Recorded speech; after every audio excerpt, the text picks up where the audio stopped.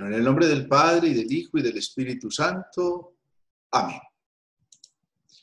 Vamos a disponernos de una manera especial en esta tarde a esta catequesis que vamos a tener nosotros sobre esta parte del credo donde decimos: confieso que hay un solo bautismo para el perdón de los pecados. Vamos a comenzar en el nombre del Padre, y del Hijo, y del Espíritu Santo. Amén. Invoquemos la presencia del Espíritu Santo sobre nosotros y que sea el Espíritu Santo el que nos ilumine y nos acompañe para que esta catequesis que nos disponemos a realizar sea para gloria y honra de la Trinidad. Ven, Espíritu Divino, manda tu luz desde el cielo. Padre amoroso del pobre, don en tus dones espléndido. Luz que penetras las almas, fuente del mayor consuelo. Ven, dulce huésped del alma, descanso de nuestro esfuerzo. Tregua en el duro trabajo, brisa en las horas de fuego. Gozo que enjuga las lágrimas y reconforta en los duelos. Entra hasta el fondo del alma, divina luz, y enriquécenos. Mira el vacío del hombre si tú le faltas por dentro. Mira el poder del pecado cuando no envías tu aliento. Riega la tierra en sequía, sana el corazón enfermo. Lava las manchas, infunde calor de vida en el hielo. Guía al espíritu indómito, guía al que tuerce el sendero. Reparte tus 7 dones según la fe de tus siervos. Por tu bondad y tu gracia, dale al esfuerzo su mérito. Salva al que busca salvarse y danos tu gozo eterno. Amén. Vamos entonces a concentrarnos en este día en esta parte del credo donde decimos: confieso que hay un solo bautismo para el perdón de los pecados. Concentrémonos en primer lugar en lo que es la realidad del bautismo. Ya la semana pasada nosotros habíamos comenzado a tener esta dimensión de la iglesia que es una. Entonces aquí tenemos que darnos cuenta de que hay una comunicación especial en virtud de esa unidad con la iglesia toda. Y tenemos que empezar por el sacramento del bautismo. ¿Cuál es la relevancia que el sacramento del bautismo tiene? Y nosotros encontramos fundamentalmente 4 cosas que hacen relevante desde el punto de vista teológico la realidad del bautismo. Primera cosa, el bautismo produce la liberación del pecado, sea del pecado original o, en el caso de los adultos, sea de los pecados que llamamos personales. Esa es la primera relevancia. El sacramento del bautismo nos perdona los pecados. En segundo lugar, gracias al bautismo nosotros somos regenerados en Cristo. ¿Qué significa eso? Significa que somos hijos de Dios, somos hijos gracias al Hijo. Se genera o se produce una filiación divina. Eso nos lo da el bautizo nos hace hijos de Dios para toda la eternidad. En tercer lugar, con el bautismo nos configuramos con Cristo. Configurar es asumir la figura de, asumimos la figura de Cristo. Pero no podemos hablar de una figura física, hablamos de esa figura que ya en el libro del Génesis, en el capítulo 1, decía: hagamos al hombre a nuestra imagen y a nuestra semejanza. Y por eso tenemos realidades espirituales.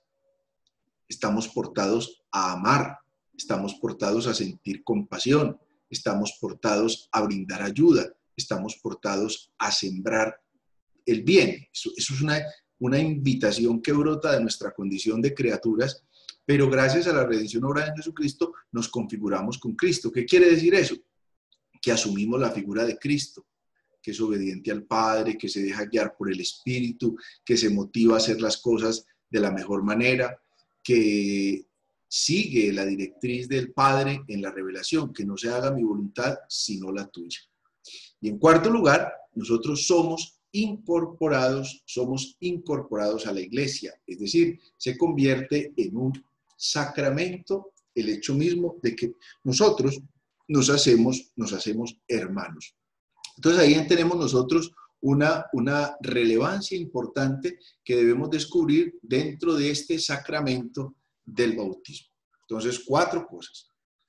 Somos liberados del pecado, nos hacemos hijos y nos regeneramos o nos configuramos con Cristo y somos incorporados a la iglesia.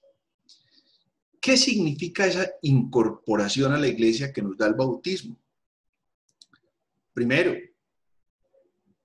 nosotros nos convertimos en fieles cristianos. Todos por el bautismo nos convertimos en fieles cristianos, es decir, en fieles seguidores de Cristo. Esa es la primera condición. ¿Quién es el fiel? El que tiene fidelidad, el que responde desde la fe a esa fidelidad en Cristo nuestro Señor. Ese es el fiel. En segundo lugar, en el bautismo se fundamenta lo que se va a llamar la igualdad radical. Todos somos iguales ante Dios. Porque con los hijos no hay un hijo que sea más o un hijo que sea menos. Yo puedo ser mejor hijo o puedo ser peor hijo. Puedo ser un hijo más querido con los papás, puedo ser un hijo menos querido con los papás. Puedo ser un hijo más cumplidor del deber o puedo ser, por el contrario, un hijo que incumpla con él. Pero todos somos igualmente hijos. Hay una condición igual para todos. Tenemos la misma dignidad. Para Dios todos somos igualmente hijos. Y por eso estamos y todos recibimos la gracia y la misericordia de Dios de manera singular, pero igual para todos. Otro cantar es que yo la acepte o no la acepte, que yo la reciba o no la reciba. Eso ya es otra cosa. Que yo sea más santo o menos santo, eso ya es otra cosa. Pero todos somos igualmente hijos. ¿Y eso quién nos lo da? Nos lo da el sacramento del bautismo. Ahora, cuando les decía, nos hace hijos de Dios por la filiación, pues todos hemos recibido la redención de Cristo. En tercer lugar, tenemos que descubrir que el sacramento del bautismo es la puerta para los demás sacramentos. Quien no haya recibido el sacramento del bautismo no puede recibir ninguno de los otros sacramentos. ¿Y qué pasa si se recibe? Que ese sacramento es inválido. No hay sobre qué pueda depositarse ese sacramento. Es que este niño hizo la primera comunión y no se había bautizado. No hizo nada. Es que se confesó y no se había bautizado. No hizo nada. Es que le pusieron la unción de los enfermos y no se había bautizado. No hizo nada. El bautismo es requisito sine qua non, es decir, requisito fundamental para que los otros sacramentos puedan tener asidero sobre ese sacramento. En cuarto lugar, el bautismo es origen y fundamento de todos los derechos y deberes de los fieles. Acuérdense ustedes cuando vimos la iglesia, decíamos, la iglesia es un cuerpo y ese cuerpo está constituido por todos sus miembros, es decir, todos los que conformamos la sociedad que es la iglesia, la comunidad que es la iglesia. Y todos tenemos derechos y todos tenemos deberes. Yo tengo el derecho a que se me anuncie el evangelio, pero yo tengo el deber de dar a conocer el evangelio. Yo tengo derecho a que se celebren los sacramentos y yo pueda participar, pero yo tengo el deber de estar dispuesto física y espiritualmente para recibir los sacramentos. Yo tengo derecho a celebrar el sacramento del matrimonio, pero yo tengo el deber de prepararme para celebrarlo. Lo mismo con la Eucaristía, lo mismo con la confesión, lo mismo con la confirmación. Entonces, todos los bautizados tenemos derechos y tenemos deberes dentro de la tarea misma de la iglesia. Todos debemos procurar que esta comunidad cristiana camine en la asunción de mis responsabilidades y en el cumplimiento de mis deberes dentro de esa comunidad cristiana. Y por eso tengo derecho a que se me anuncie la palabra, a que se me celebren los sacramentos, a que me orienten en la vida cristiana y espiritual, a vivir una vida pastoral, evangelizadora, que me vaya llevando al encuentro con Cristo. Y en quinto lugar, este sacramento del bautismo se convierte en un derecho fundamental para toda la persona que esté dispuesta a recibirla. Porque el bautismo lo podemos ver desde dos condiciones. Uno, desde el niño, que no es consciente de lo que está pasando, y otro, desde la persona que ya es consciente. Desde el niño que no es consciente de lo que está pasando, el sacramento del bautismo es una orientación que está apoyado en los papás y en los padrinos, para que en la fe de esos papás y de esos padrinos, ese niño pueda recibir el sacramento del bautismo. Otro cantar es en los adultos, ya el adulto es el que se tiene que disponer precisamente para poder participar en la vida de la iglesia. Entonces esa es la incorporación que nos da el bautismo. Entonces veamos nosotros, cuando yo confieso que hay un solo bautismo, estoy viviendo esta realidad sacramental que me hace hijo de Dios, que me hace miembro de la iglesia, que me perdona los pecados, que me permite gozar de los derechos y deberes en esta comunidad, porque todos somos igualmente hijos. Pero entonces dice el credo, confieso que hay un solo bautismo para el perdón de los pecados. Y ahí tenemos nosotros que entrar a considerar qué significa el pecado o qué entiende el catecismo por pecado. Y vemos nosotros, el que quiera puede buscar el catecismo, del 1849 al 1851, y nos da unas definiciones acerca del pecado. Entonces dice, por ejemplo, el 1849 del catecismo, el pecado es una falta contra la razón, la verdad, la conciencia recta. Es una falta al amor verdadero para con Dios y para el prójimo a causa de un apego perverso a ciertos bienes. Es decir, porque yo tengo otras prioridades, entonces no puedo actuar coherentemente conforme a la razón, conforme a la verdad y conforme a la conciencia. Por eso también dice el catecismo, es que el pecado es una ofensa a Dios. El pecado se levanta contra el amor de Dios. El pecado es lo que me separa del amor de Dios. El pecado en sí es, como va a decir San Agustín, un amor de sí mismo hasta despreciar a Dios mismo.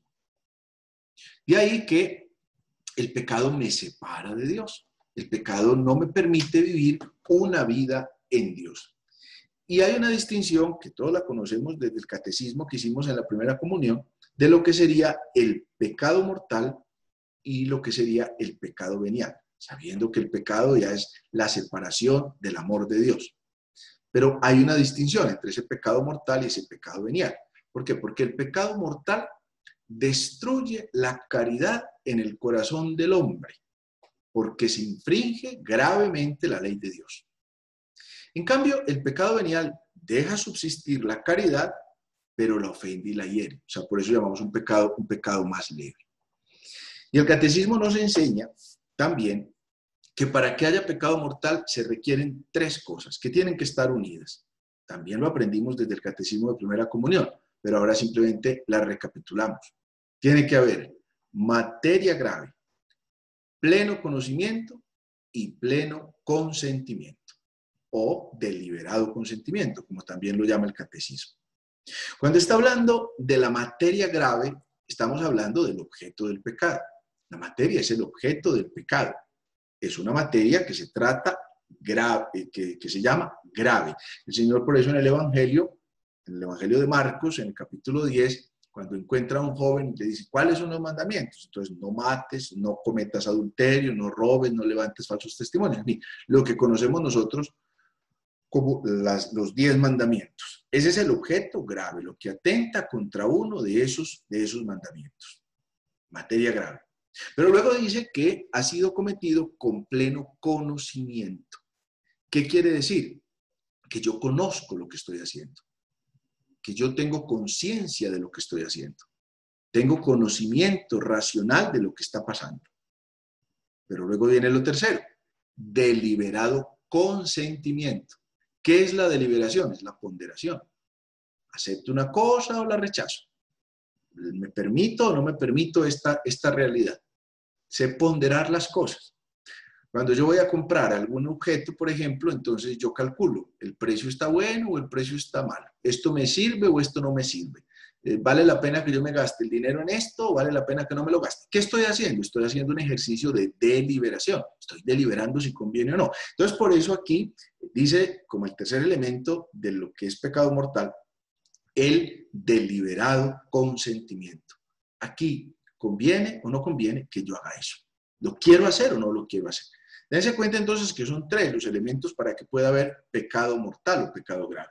Materia grave, pleno conocimiento y deliberado consentimiento. Entonces, nos está diciendo la frase del credo, confieso que hay un solo bautismo para el perdón de los pecados. Y ya nos está diciendo desde el principio que es que el bautismo me hizo hijo. Y por eso el pecado como que afecta esa relación que yo tengo como hijo. Pero también está diciendo que el bautismo me hizo miembro de la iglesia, me hizo hermano. Y por eso el pecado siempre me va a poner en contra del hermano, porque hay algo que yo hago, perdón, que ofende al otro de una manera o de otra. Por eso, en la absolución que nos da el sacerdote, siempre nos vuelve a unir a Dios y nos vuelve a unir a la iglesia. Tengamos en cuenta que la gracia del bautismo no libra a la persona de toda la debilidad de la naturaleza, porque podríamos decir, sí, yo he sido bautizado, yo he recibido la gracia del bautismo, pero ¿por qué sigo siendo débil? ¿Por qué? San Agustín va a decir, es que la gracia supone la naturaleza.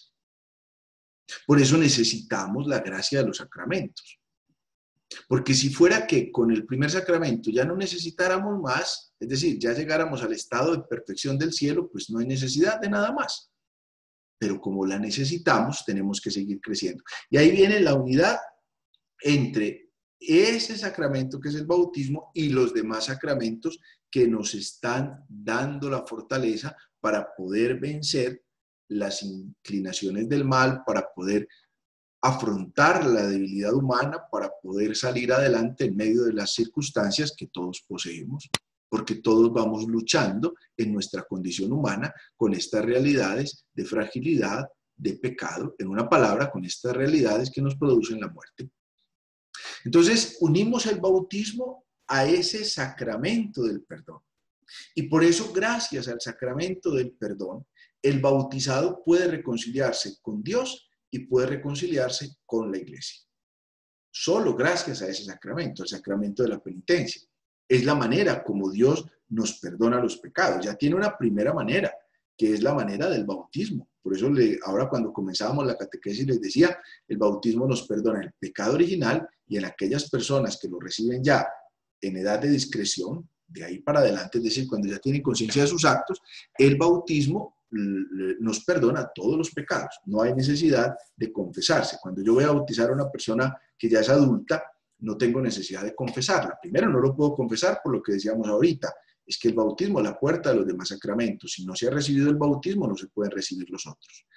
Y después de que se bautiza, entonces se confiesa. Ya no hay necesidad, porque el bautismo le borró todos los pecados. Pero después de que nosotros recibimos el bautismo, lastimosamente seguimos pecando. Y el Señor era consciente de esa realidad. Y por eso nos regala el sacramento de la penitencia.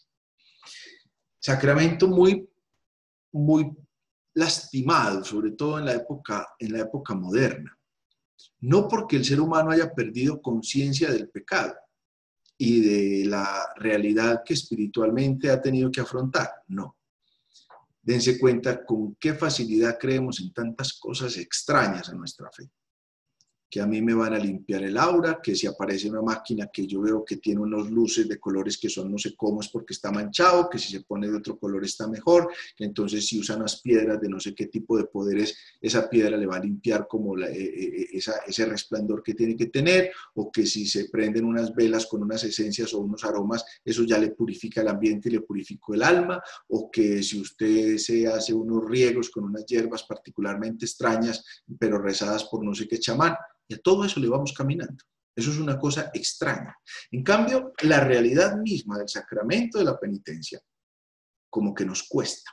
Y fíjese cómo es de grande la misericordia de Dios que nos regala un sacramento así de sencillo para que nosotros nos volvamos a reconciliar con Él.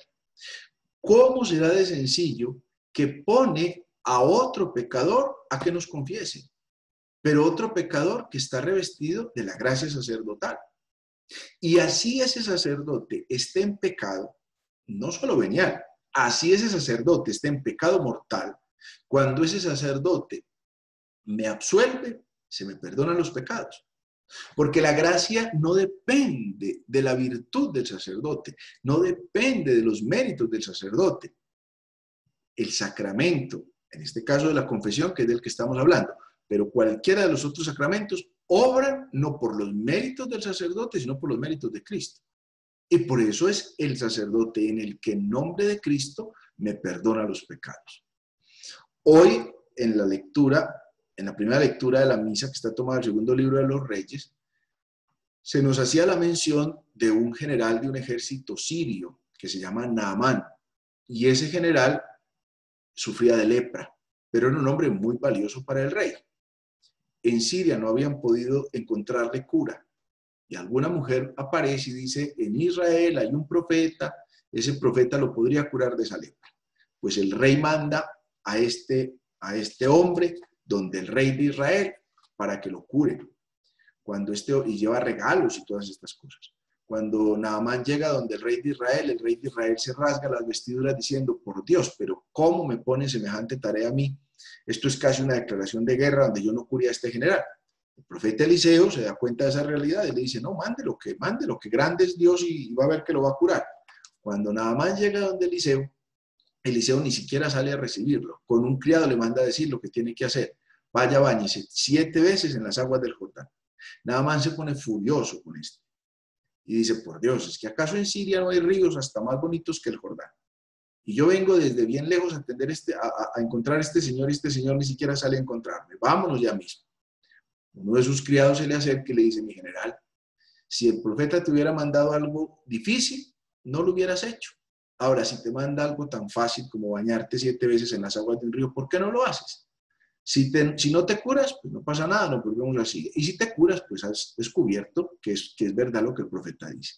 Naamán accede, se baña 7 veces en el río y después de la 7ª vez dice que su piel quedó como la piel de un bebé. Y Naamán pues sale a darle gracias al profeta y demás. ¿Para qué sirve este episodio que nos trae la liturgia de hoy? Para darnos cuenta cómo obra Dios de manera sorprendente por medio de realidades ordinarias. ¿Cómo es el sacramento de la penitencia? Que Dios me vuelve a dejar como el día del bautismo. Y por eso es interesantísimo que en el credo estén unidas estas dos realidades. Un solo bautismo para el perdón de los pecados. O sea, el bautismo y el perdón de los pecados. ¿Y por qué podemos recibir el sacramento de la confesión? Porque somos bautizados. Porque somos hijos y porque somos hermanos. Porque el Señor es consciente de que en nuestra condición humana somos frágiles y vamos a volver a pecar. Y por eso cuando nos confesamos, el Señor no nos pide una contrición perfecta. El catecismo nos enseña que se nos pide una atricción. ¿Qué es la atricción? A diferencia de la contrición. La atricción es una perfección, un arrepentimiento que no logra ser perfecto. Usted cuando se confiesa, el sacerdote le pregunta, ¿usted tiene el propósito de no volver a pecar? Sí, yo tengo el propósito. Pero no le puede preguntar al sacerdote, ¿usted tiene la certeza de que no volverá a pecar? Eso no se lo puede preguntar. ¿Por qué? Porque aunque usted tenga el propósito de no volver a pecar, puede que en las condiciones humanas usted lo vuelva a hacer. Y eso nos ha pasado a todos. La prueba está que nosotros tenemos lo que se llama el pecado recurrente. Con qué facilidad volvemos a caer en lo mismo. Y aunque tengamos el propósito de no hacerlo otra vez, las circunstancias nos llevan y volvemos a caer en lo mismo. Pero cuando usted se confesó, estaba arrepentido. Claro, estaba arrepentido. Entonces no tenía una contrición perfecta, pero tenía la atricción, es decir, tenía el propósito de no volverlo a hacer. Caso distinto es aquel que cuando se está confesando dice, no, yo he hecho esto, y el sacerdote le pregunta, ¿lo volverías a hacer? Ah, sí, yo lo volvería a hacer. Ahí no hay ni siquiera atricción, por tanto no puede haber perdón de los pecados. Por eso Cristo, después de la resurrección, mandó a los apóstoles para que en su nombre anunciaran la conversión y el perdón de los pecados a todas las naciones. Fíjense que eso está al final del Evangelio de Lucas, por allá en el capítulo 24, versículo 47. Vaya, pues anuncien la conversión y el perdón de los pecados, la necesidad de un ejercicio penitencial para que nosotros podamos volver a salir adelante. Por eso nos enseña el catecismo, no hay ninguna falta, por grave que sea, que la iglesia no pueda perdonar. Mientras usted tenga el reconocimiento de su pecado, mientras tenga la contrición de corazón y mientras tenga el propósito de enmienda, cuando usted lo confiese, la iglesia se lo perdona.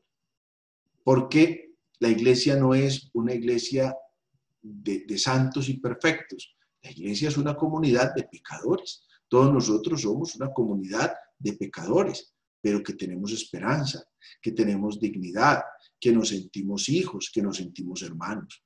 ¿Qué tal que la iglesia fuera solamente para seres que se sientan perfectos. Sería una iglesia de soberbios. Y la soberbia es el peor de todos los pecados, al punto tal que el Señor dice, cualquier pecado le será perdonado, pero el que atente contra el Espíritu Santo no recibirá perdón nunca. ¿Cuál es el pecado contra el Espíritu Santo? La soberbia. Y no hablo de la soberbia como a veces se conoce aquí en Colombia, que es como el que está mal geniado. Pensamos que el que tiene mal genio, el que tiene mal carácter, entonces decimos que es muy soberbio. No, hablamos de la soberbia como aquel que solo se basta a sí mismo. ¿Por qué no va a recibir perdón? Porque es que ni siquiera le cabe el Espíritu Santo.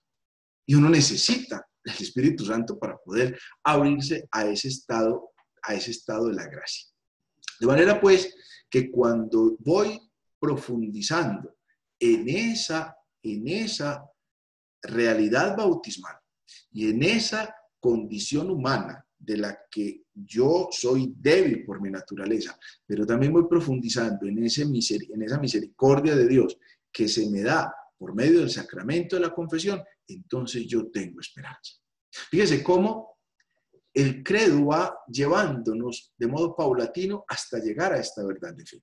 ¿Por qué podemos llegar a esta verdad de fe? Porque ya nos sentimos hijos, creo en Dios Padre Todopoderoso, porque ya nos sentimos redimidos por Cristo, creo en un solo Señor, Jesucristo, que anunció el reino, que murió, que resucitó, subió a los cielos y vendrá al final de los tiempos para juzgar a vivos y muertos, porque reconozco la acción del Espíritu en mí, creo en el Espíritu Santo, Señor y dador de vida, me está dando vida en medio de la muerte que produce mi pecado, y porque me siento miembro de la Iglesia, que como veíamos la semana pasada es una santa, católica y apostólica. De manera pues que a esta parte, que ya vamos casi concluyendo el credo, lo concluiremos la semana entrante en la próxima catequesis, descubrimos esa unidad clave para nosotros, volver a pensar en el bautismo. Por eso, cómo es de significativo el hecho del bautismo, la fecha del bautismo. En muchas comunidades religiosas no celebran la fecha del cumpleaños, celebran la fecha del bautismo. ¿Por qué? Porque fue el día que nacieron para Dios. Si usted lee la autobiografía de Madre Laura, hay un valor muy grande que Madre Laura le da a la pila del bautismo. Incluso en el municipio de Jericó está la pila del bautismo donde bautizaron a Madre Laura, porque ella cuenta que cada que iba a Jericó ella iba y besaba la pila del bautismo, porque allí ella se hizo hija de Dios para siempre y miembro de la iglesia para siempre. Entonces hay una significación, hay una unión profunda cuando yo me reconozco hijo y cuando me reconozco hermano, y eso me lo da el bautismo. Pero en este caminar tengo que descubrir que necesito la gracia. Y la gracia que me da precisamente el sacramento de la confesión. Uno de los mandamientos de la iglesia, que son 5, uno de los mandamientos es confesarse por lo menos una vez al año, o si se ha de comulgar y si está en pecado grave. Entonces es una invitación que a veces va pasando como muy desapercibida. Yo conozco a muchos miembros de la iglesia que se sienten muy católicos, apostólicos y romanos, y que hace rato descuidaron el sacramento de la confesión. Por todas estas como realidades que se presentan, que a veces sí, que tal vez, que por qué Dios no pone a confesar a los ángeles. Eso me lo preguntó un niño una vez, ¿por qué Dios no ponía más bien a confesar a los ángeles? Y yo le respondí, porque los ángeles no nos hubieran entendido. Menos mal que Dios puso a confesar a pecadores para que los pecadores nos pudieran entender. Donde hubiera puesto a los ángeles nos hubieran regañado. Por Dios, después de esto que hizo el Hijo de Dios por usted, y usted sigue pecando. Pero nosotros que tenemos el libre albedrío, tenemos que reconocer que en esta fragilidad humana el Señor nos da su gracia. Entonces, en conclusión de esta catequesis, confieso que hay un solo bautismo, por eso no se repite, es uno solo. Me hace hijo, me hace hermano, me da la gracia para poder sobrellevar las circunstancias de la vida. Pero confieso que hay un solo bautismo para el perdón de los pecados. Me perdona los pecados y me da la gracia santificante para poder vencer estas debilidades humanas.